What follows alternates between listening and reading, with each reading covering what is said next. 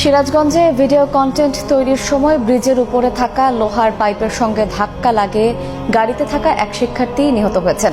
শনিবার ভোরে শহরের ইলিয়ট ব্রিজের উপর এই দুর্ঘটনা ঘটে। পুলিশ জানায় একটি রেস্টুরেন্টের উদ্বোধনী অনুষ্ঠানে যোগ দিতে জেলায় আসেন content creator RS Fahim Chowdhury এবং তার সঙ্গীরা।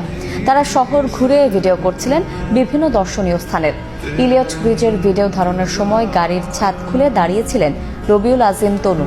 ব্রিজে প্রবেশের মুখে থাকা ভারী যানবাহন চলাচল নিয়ন্ত্রণের লোহার পাইপের সঙ্গে সজোরে ধাক্কা লাগে তার।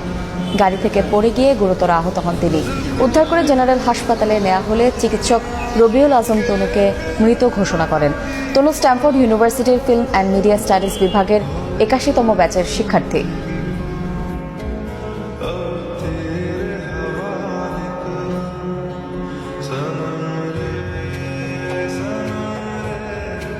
তারা বুঝতে পারে নাই যে সেই ব্রিজের উপরে যে একটা বার আছে, লোহার বার, রডের বার, সে অসাবধানতা বলতে সে বারে আঘাত লেগে সেখানে সে মারাত্মকভাবে আহত। আজিম নামে এক পেশেন্ট আজ সকাল 5:45 মাথায় আঘাতপ্রাপ্ত হয়ে আমাদের হাসপাতালের জরুরি বিভাগে আসে।